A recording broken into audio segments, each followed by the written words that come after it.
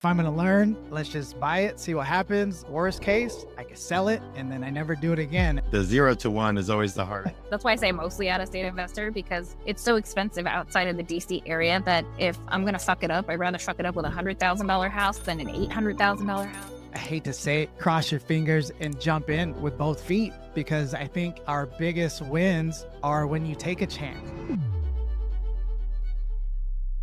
Welcome to another episode of the Agent to Investor podcast, where we talk about the agent side of real estate investing. We'll be talking about the successes, the failures, and all in between.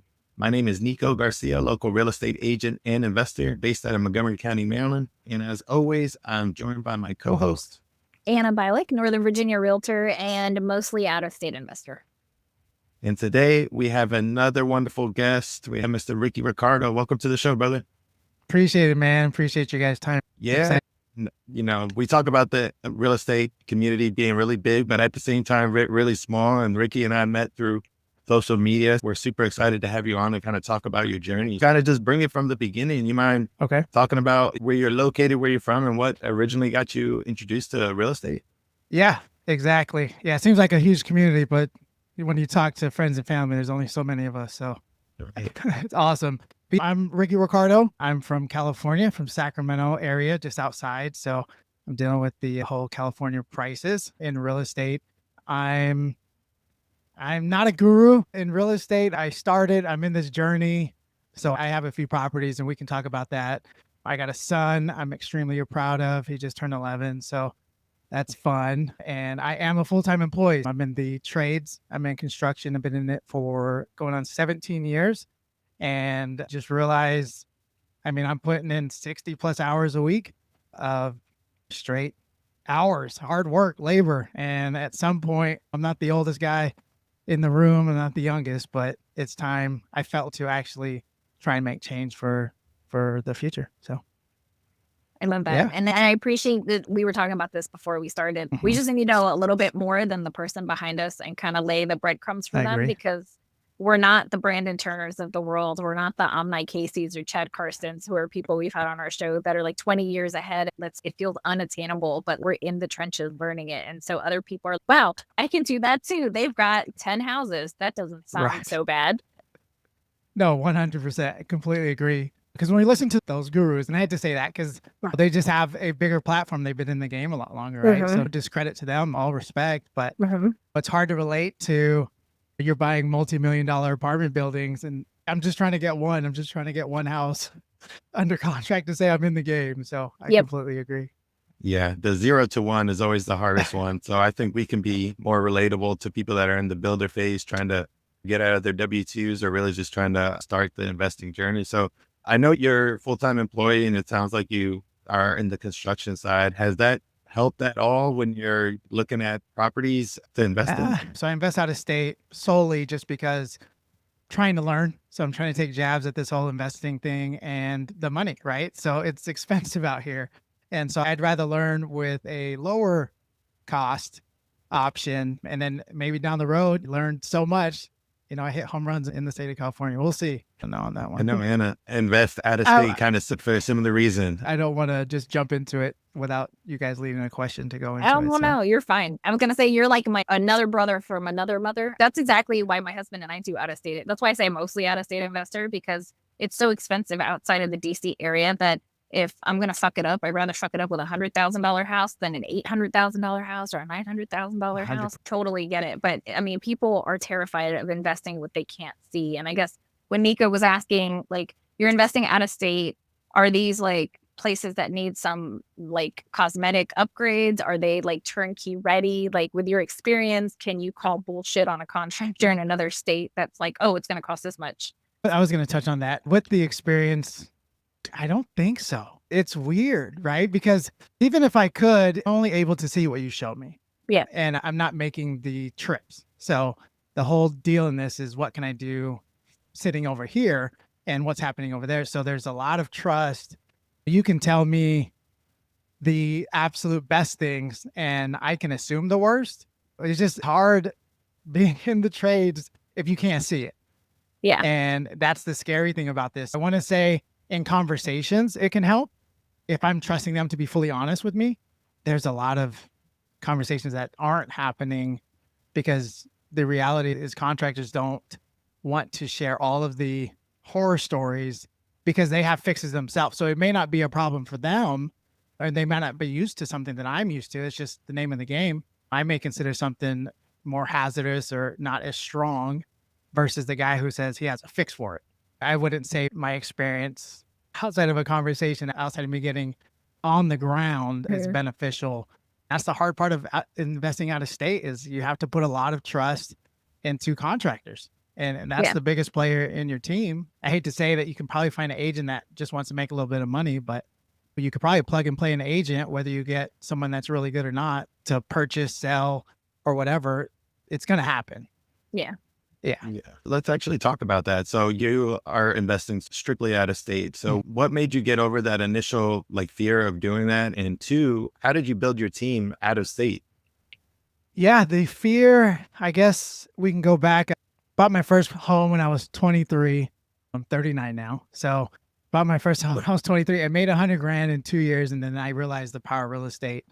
Then I was too involved in partying, showing my friends at the time that, hey, I got a little bit of money, because $100,000 back then was a decent amount of money. That's anyone that made $100K in a job or whatever, you're doing pretty good. Nowadays, we can argue that. But the thing is, with the mindset of doing is I've listened to podcasts. I'm not a book reader. I've been in the trade. I've been here for 17 years. So I don't have time to sit and read a book. So I just kept listening to success stories of people that we talked about earlier, people that are 20 years ahead of us. And it basically let me know, hey, you got to start. All these people start, but no one's starting about the beginning journey. And so how do you get started?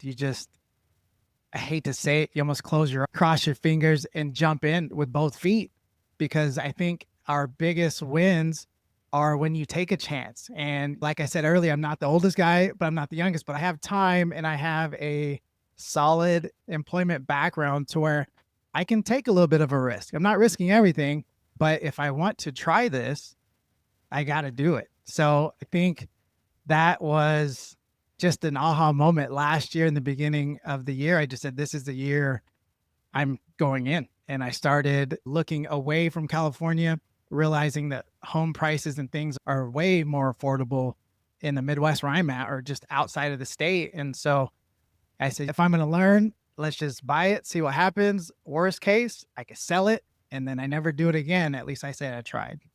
Yeah. But I love that. Yeah. Did you just find this property on the MLS? Did you have an agent? How did you end up finding your initial market, and how did you get your team set up? Yeah. So for the team, I actually joined a community. So I was a part of a community, and I think there was a lot of help in that. Now I'm in the room with people that actually are taking action. And I think that's huge, because before that, for many years, the people in the room with me were friends and families who've never bought real estate, and they are very opinionated. And so that held me back. And I was like, okay, we're not on the same page. Last year was the year I was going to start, and I needed a little kickstart. So I joined a community. People helped me out, and I didn't want to reinvent the wheel. So in that cohort or group, it's like, oh, learn how to vet your agent, learn how to find out prices, and learn everything in a market. And this is how you can go do everything on your own. Well, there are already investors in there, and I'm building relationships with them. So I say, hey, who's your team? You've had success. You keep saying you have 10 properties or so. So share your agent, share your lender, share your contractors. And so I did zero research outside of just communicating and building relationships with people in the community, and stole their team who they've said they had success, get a piece of that. And that's how I got my first deal, was just a referral, I guess, at the end of the day. Community matters. We talk about that all the time. There's so many resources now, especially in this digital age, that you don't have to reinvent the wheel by yourself. Like these guys that started 20 years ago that we're talking about, like the gurus, they had it much harder than we did as far as figuring all this out. So that's why community is so, so important. So what I'm hearing you say is, so the market that you ended up landing in, which market was it? And so I guess, did you choose it? Yeah. So I'm in Indiana. The city is Evansville, Indiana.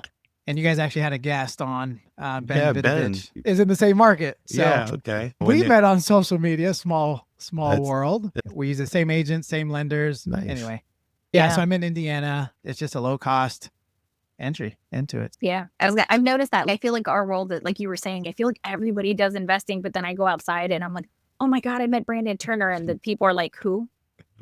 Who's that? I don't know. And I'm like, oh my gosh, it's like Do you not David know? Green. And they're like, I don't know what you're talking about. Right. No, exactly.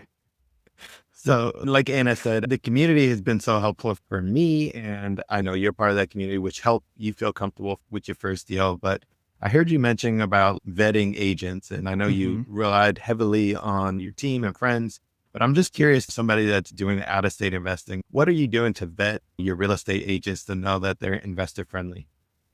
Got it. I will say that I tried to vet an agent in Evansville, Indiana, and I got a plethora of experiences in that. And I'm the newbie guy, so I'm just starting like, hey, hi, I'm Ricardo. What's your name? Just trying to learn how to talk to people again. But when it came down to it, I was just like, hey, what do you do? The question that I was told to ask is if they're an investor friendly agent. All of them said yes. And then, so I'm like, okay, cool. Well, then what's next? And I think it was for me, I feel like I'm a decent people reader, if that makes sense or not, because I want a relationship. Like I want us to be able to communicate and talk well so we can move together. So I got a cold shoulder a lot. And it was because maybe I was in California. They would take jabs about the state. And I'm like, whoa, I guess I'm just, don't you want some money? I'm trying to buy a home. But I would say the best contact I had, and I didn't go with them because I went to the team, but I may in the future, is I met an agent who was willing to share their team.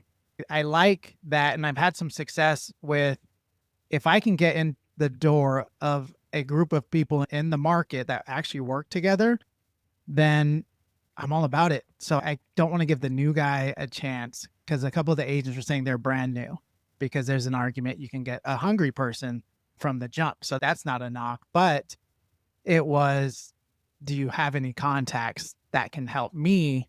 And therefore I'm not trying to position one agent with a lender, with a contractor. And now I have to force that relationship to make sure this is as smooth as possible. I think we'll talk about switching in Alabama, but the best thing I could do is find an agent that says they've had success with investors and have some plug and play partnerships that can help this whole process go a lot smoother. Yeah. So yeah, I mean, I don't know if that answers your question. There wasn't any outside of that. There was a big feeling like, I want to feel like you want to help me. It's somebody you'd want to hang out with if they live nearby. Yes. But you also mentioned like you want them to be like the captain of the ship and also have a teammate. Maybe they know a contractor or property manager and things like that. Yeah. Some questions that Anna and I like to ask is, are they investors themselves? What is their most recent transaction that's something tangible that you can say, okay, all right, this guy's actually an investor friendly agent, right? No, that's huge. And I never thought of that. I'm still in that right there. So yeah, no, steal it. Another thing that I asked here, the class right here. So the other thing I asked too is, outside of the MLS, how else do you find deals? I asked agents just to test them. Nico and I both teach classes on real estate investing in our communities. What's a buy box? Do you call yourself an investor friendly agent? Most people will say yes. I've worked with an investor, and I'll be like, okay, do you know what a buy box is? Which is a very simple term for investors. And a lot of agents, you can tell if they answer confidently, then okay, that's step one. Let's ask another question. Do you have property? Have you ever? But either they don't know, or you can tell they're trying to figure out, okay, this sounds like this would be the answer, but I think it's whatever. Some simple questions like that. And I will also say, when we were looking out of state, it wasn't really a cold shoulder, but a lot of these investors, especially in the Midwest, where lots of coastal people with money are coming to, they get lots of calls from inexperienced wannabe investors, and they don't want to waste their time. So a lot of times they give you the cold shoulder until you can prove to them that you're a no kidding serious investor and not just a tire kicker. Because our agent that we ended up working with in Ohio, he told us that. He goes, I get so many calls, I just can't deal with the tire kicker. So I need proof that you guys are serious. Like, what are you looking for exactly? How quickly? how many. And if you can answer those questions, he's like, okay, you're a serious investor. You're not just listening to bigger pockets and pulling questions out of your butt. Right. No. Yeah, Yeah. that's extremely fair. So thanks No, for but that. no, but Anna, you brought up a great point. The best deals aren't on the market. You could probably argue about that, but you want to have an agent that is actually proactively finding off-market deals. So if somebody's just putting you on a list on the MLS, maybe that's not the person for you. You need to find somebody that's actively in the environment and has connections that they might be able to get you better deals. That's just our 2 cents. To comment on that, I love that because I want to say I experienced that. My first property felt like, even though I was with the team already, in the conversations, is this guy serious or not? Because at the end of the day, agents, yourselves, whoever, it's their job. No one in any job wants to waste time. So I got in, and we can argue if it's the best deal in the world today, but they took me serious. And just like you said, Nico, the moment I close on that, the one question they asked me, how fast do you want to grow? What are you wanting to do? So they're reaching out to me saying, what's your next plan? Because we may not talk in a year, or I can get you something next week. So within 2 weeks, they got me an off-market deal that blew away my first deal. And I'm like, why wasn't this my first deal? Just to put a respect on what you just said, that what you guys shared exactly happened. That was pretty cool. That's awesome. So talk to us about that first deal and then eventually to your second deal. But how did you like fund it? Was it did it need rehab, or was it just a traditional 20% down? It's nothing fancy. So no creative finance or anything. It just had some savings, 20% down. It was, I think it was 100,000 was the price. It was a turnkey with a tenant in place. And so they had good rents. They've been there for several years. And another investor was just trying to offload some of their portfolio. And that was almost bought all of them, but that was the only one that looked legit for me. But that was just normal 20% down. And then learning about cash flows, they got me about $150 a month after CapEx and all the reserves. So it wasn't the deal. And I don't think we're in the game for $150 a month, but Can I pause you right game. there, Ricky? Can I pause you right there? Exactly. So that gets you in the game, right? The 0 to 1 is honestly the hardest part. I'm dealing with people. I have a good friend of mine that's just analysis paralysis. It's so easy to just overanalyze things, right? But once the boring traditional long-term rental, not huge cash flow, but you're becoming to learn how to be a landlord, right? You're learning all the process. I'm sure now you're like, oh, I would have done things a little bit differently. That gets you in the door and it leapfrogged you to the next deal a couple of weeks later. So talk to us about that one. Oh, absolutely. So the next one was a little bit of a creative finance, I should say. The agent explained to me that it was a deal that he had that fell through in the year prior. And so he was having the pipeline. And so that person reached out to him and wanted 50 grand. And the agent said, well, you wanted 50 grand months ago. I may have a buyer for you right now. Let's come down a little bit. Oh, he came to me. He did the negotiation prior to coming to me and said, hey, I have this property. They want 50, but I got him to take 42. Would you want to move in on it? It needs renovations. So it needs about $20,000 in renovations. So he had this whole thing lined up for me. And I was like, you're kidding. And based off the numbers that we ran, it was going to cash flow $280, which was like, whoa, I'll take that any day. So on that, it was a commercial loan. So it's a little bit different. So it's a 20-year 5/1 ARM, but there was a construction loan tied to it because the rehab. Yeah. Because I guess you can't do that on the residential. That's what I was told. And so I funded all of it, and I only had to make interest payments on the 40 grand basically until the house was complete.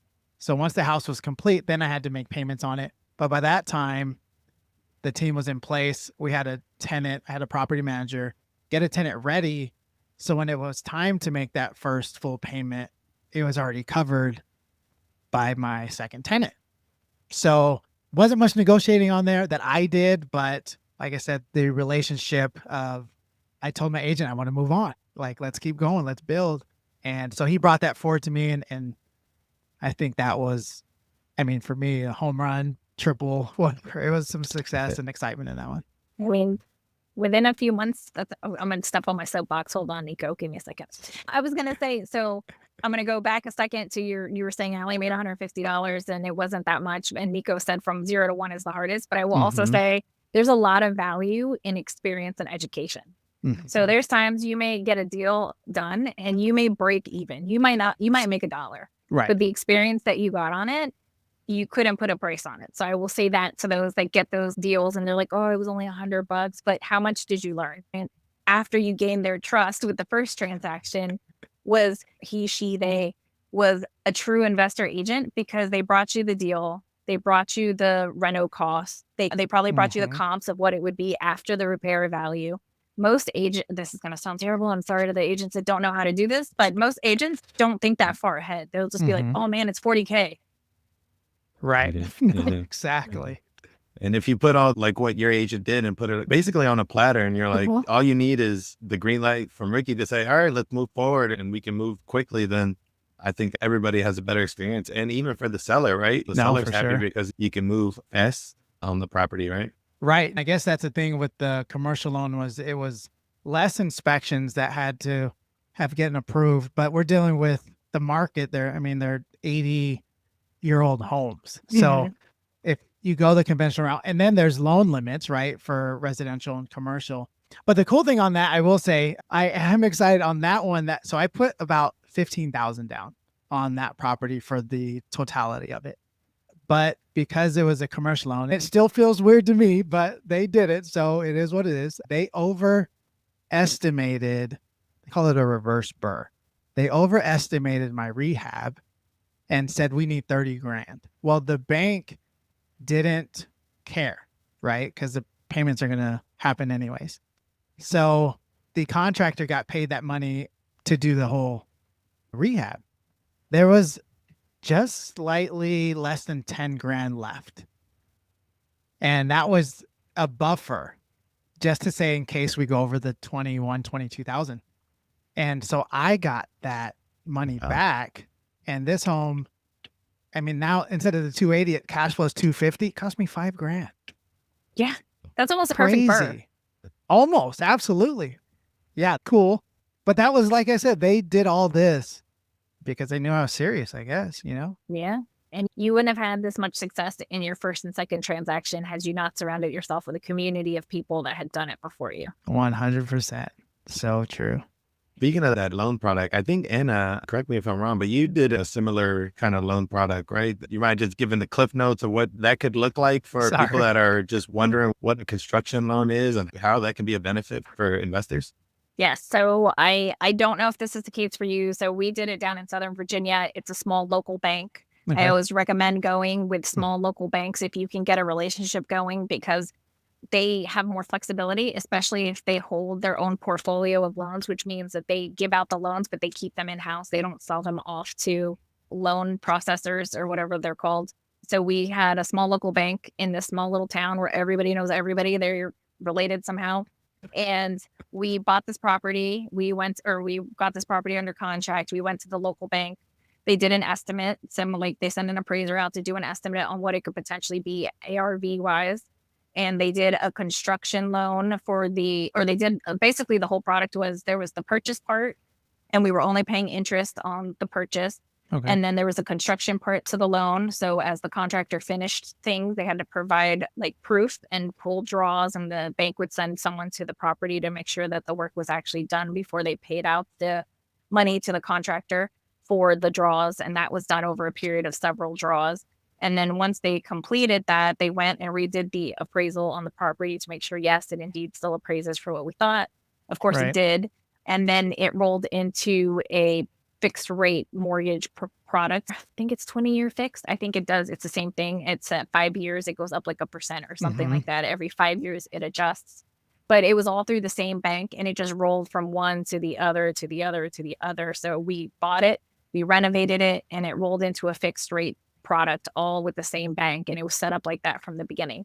And so it was helpful. We got a pretty good rate on a commercial loan because it is a small local bank.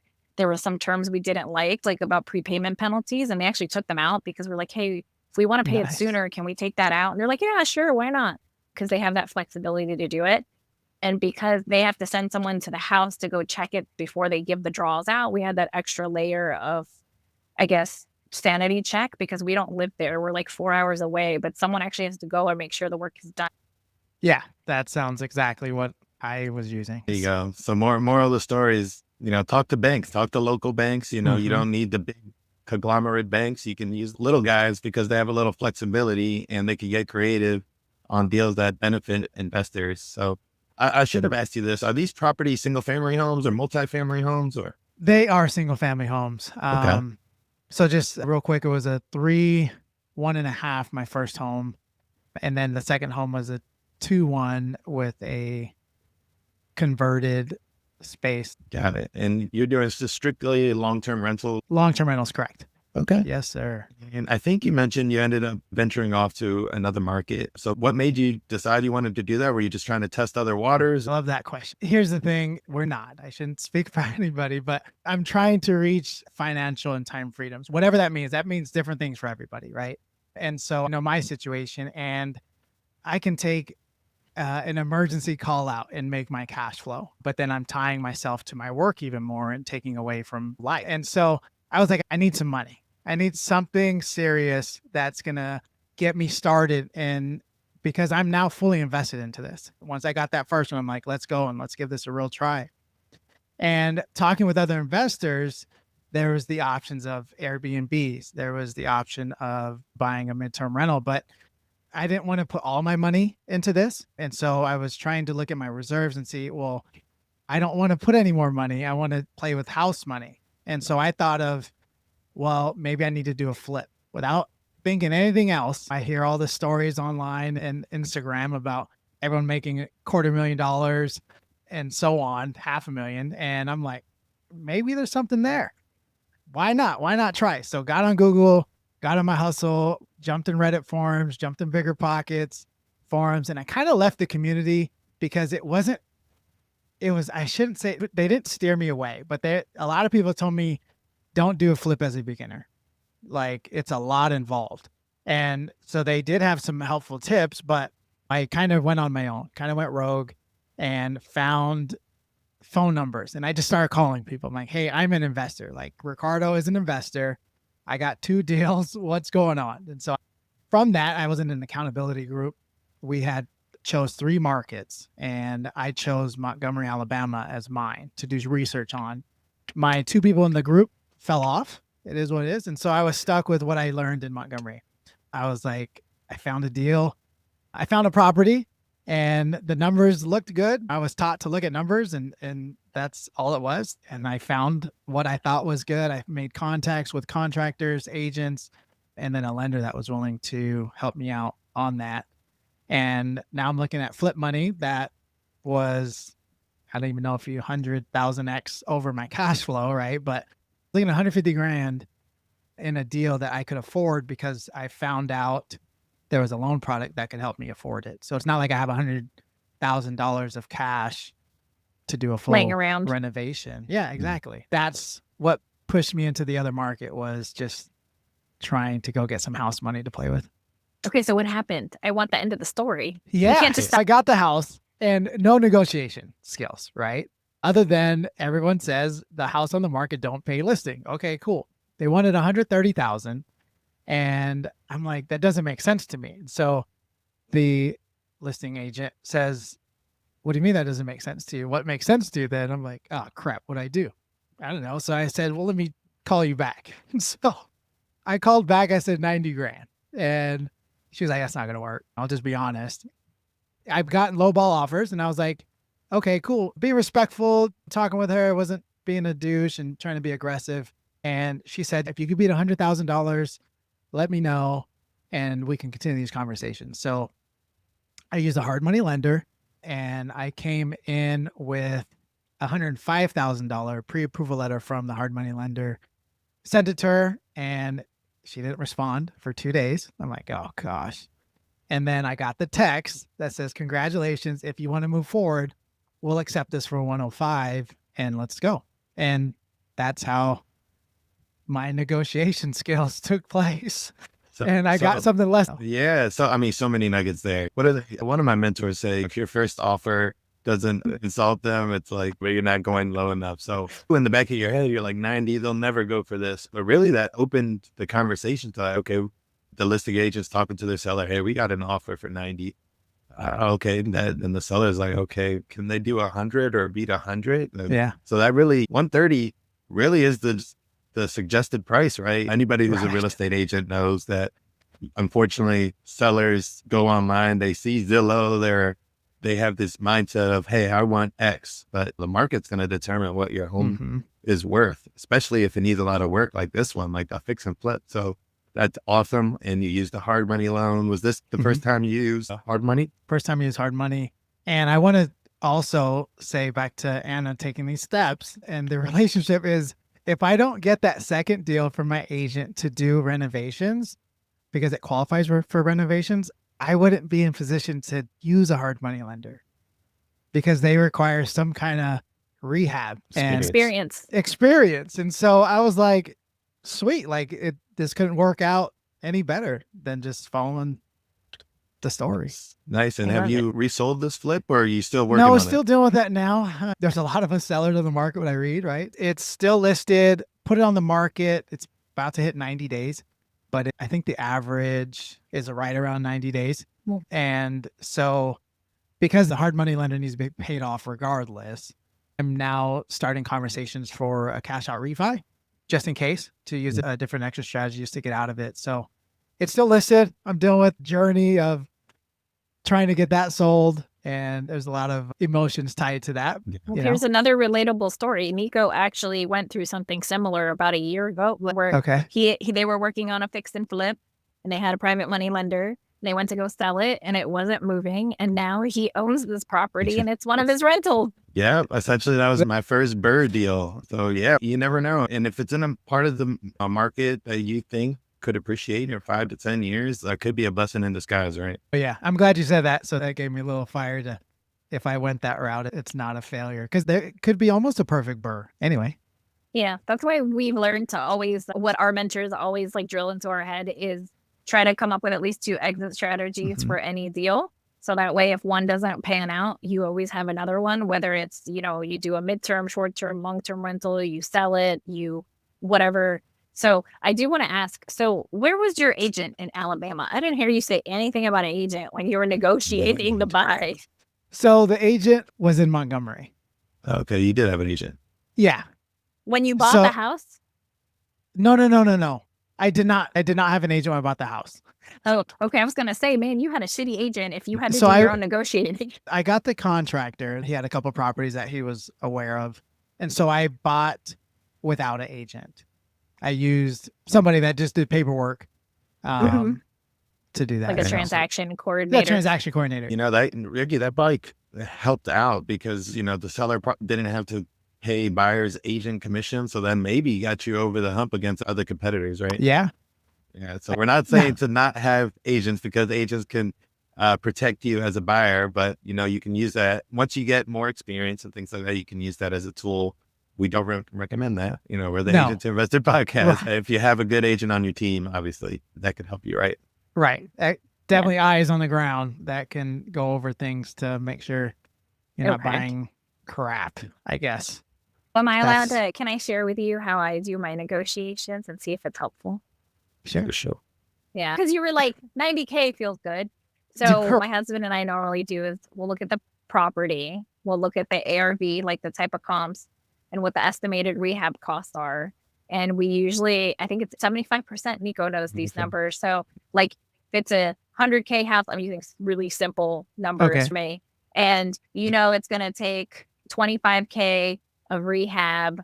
So you subtract, so that gets you to 75. Then you figure, okay, I'm probably going to pay about 50K for this house, because you want to leave a little bit of a buffer, but you basically want to take what you think it could be worth minus how much it's going to cost to rehab it, then a little bit less for buffers, and then that's what you end up. It's basically the rule of thumb, right? It's called the 75% rule. In Anna's example, you're not exceeding 75% of the ARV, so what it'll be worth after it's repaired. So in this example, if it's worth 100K after rehab, then you can't go over 5K, but you also subtract the renovation cost. So in her example, if it's 5K rehab, your maximal allowable offer is 50K. 50K. Now, it's just a rule of thumb. If you have to make a decision quickly, which the best offers do not last long, so you might have to just do this on the back of a piece of paper and say, hey, this is my offer. Yes, that's a good rule of thumb.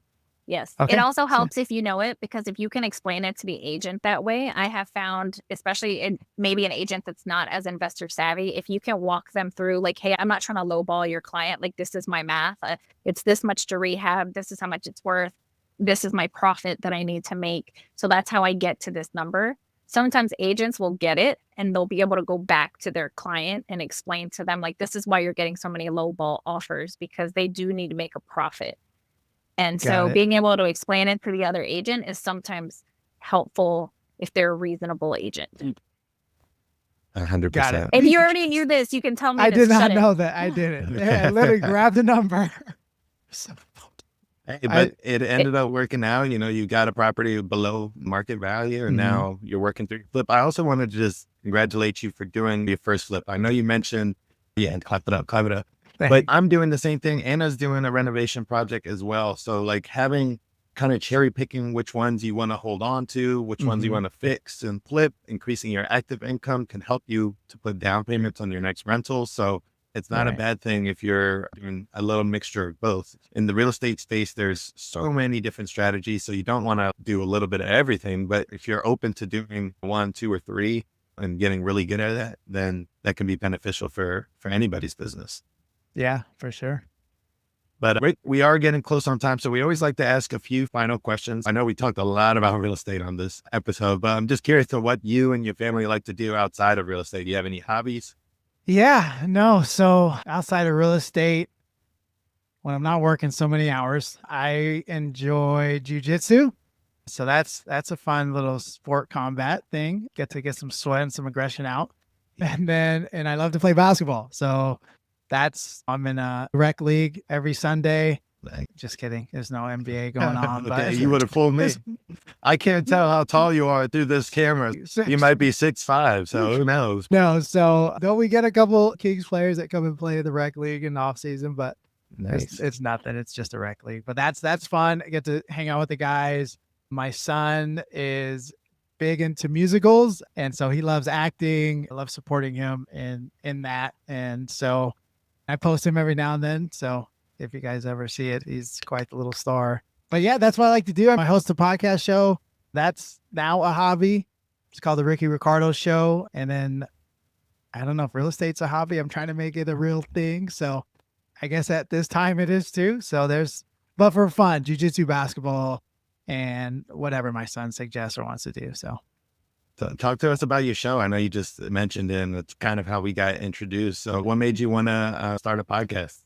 yeah, no, I looked at how many Ricky Ricardos were out there that needed somebody to relate to. Like I said early, there's a lot of people out there that are way ahead of us, and I'm sure they can share stories of how they started, but times are different now. The market is what it is. And so if anybody, we missed the years of starting back then and we're starting now. So if anyone needs any assistance or help, you can listen along to the show. I'm going into detail for free. You don't have to join a community. You can tap in and I'll tell you everything that's happening. I mean, if I get a letter from the city or county of a code violation, that's the next episode. I'm gonna read it to you and say, this is part of being a landlord, and everything, the hiccups, is just unfiltered. And I think that there's some value in people listening to us because we're a few steps ahead of them. Myself, I'm still kind of one of them. I don't know if you guys see yourself as that as well, but we can talk the same talk. I'm not the guru that's telling you what to do. I'm just showing what I'm doing, and maybe you can learn from my mistakes and my successes and do something yourself. I love that. We are definitely in the same trenches that you are. We haven't recorded it yet. Maybe I need to go on your show. I have all kinds of stories about bullet holes and SWAT breaking down doors. Like, come on. Yeah. Right. Oh, yeah.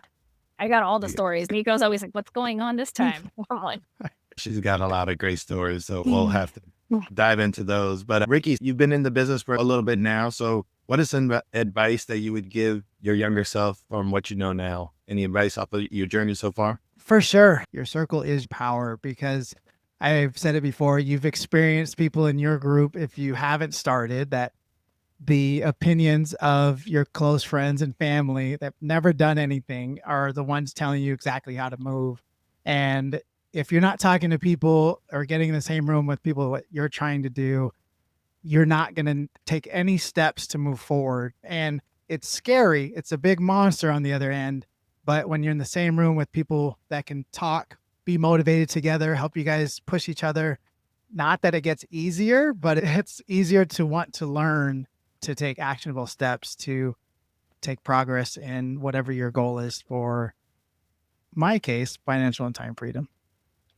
100%. I think that's my number one thing that has really changed my mindset and my business, is just being in rooms where your dreams are their reality. Their financial freedom and their retired is something that I'm striving for. And that's why anytime there's an event or communities or groups that are talking about that, it's just a different conversation, right? They normalize investing in fix and flips and code violations and things like that. So to everybody else, they're like, that's like a whole nother language to them. And you want to just get familiarized. It's one of the reasons why Anna and I started this podcast, is just to talk to people like you and talk to other people that are just doing it in the trenches and just learn from everybody. Because feel in the investing community, people are so willing to share their lessons and their hardships. They're more open and go-giving for their just anything, really. Yeah. And investors look like us. So that's a big thing, that it's intimidating, but we're just regular people too. Yeah. And people don't realize that. They think investing, they think real estate, and they think like Warren Buffett or like these big names. That's what I mean. They're like, that's for rich people. And we're like, well, I'm definitely not there yet, but I know how to buy an investment property. And now I know how to use the tax laws to my advantage. Exactly. Right. We'll get there. No, We maybe. will get there. There we go. Hey, you've spoken into existence. So there it is. Ricky, this has been a lot of fun. We always like to just ask our last question. Is there any way that Anna and I or our audience can help you in your future? Is there anything that you're up to? Anything you need help with these upcoming months? I'm dealing with agents, so I think you guys shared some information on how to go that route. Not right now, but if you guys don't mind, I'd love to connect more even off the video. And then we can talk. I can ask you guys to help assist me on how to deal with the agent investor side of things. All right, look at that. 100. But no, outside of that, your listeners are tuned in. Again, the show is the Ricky Ricardo Show on Apple and Spotify. Subscribe, keep listening to this show, and just keep supporting us. We'll keep giving the content to you guys. So that's right. Do you have any buy boxes, or like, are you actively looking for new deals in either one of your markets that you can be like, hey, if you know of any deals that look like this? And if you're like, no, I'm still trying to get through what I'm getting through now, you can say that too. Yeah, I hit the hard pause. And so let me get through this, and then Once you All work right. and to step We'll back bring on the you gas. back. We'll bring There you we back go. next time I when can you're share the done story with this one. actually like that. I'll speak for Anna now. We'd be happy to come on your pod and talk about our Yeah, we journey as definitely well. gotta do that. So that is going to do it for another episode of the Agent to Investor podcast. Please like, share, subscribe if you found any value, and DM either Anna or me if you want to talk about a certain topic. You can reach out to me, Nico Garcia, and Garcia Official on all social platforms, and you can reach out to Anna at I'm Anna _realtor on Instagram, which is where I usually am, or Anna everywhere else. And I want to ask Ricky, aside from your podcast, how can people reach out to you? Because I don't think you plugged your socials. Is there any social media platform in particular you want people, or you don't want anybody talking to you? Whatever. No, it's fine. DM me as well if you guys want to talk. Again, it's free information on Instagram only right now. So is at Ricky Ricardo Show. Thanks. That's Ricky with a Y. Yes. Not with an IE. Yeah. All right, guys. Have a good one. Thanks, guys. Bye. Appreciate you. Take care.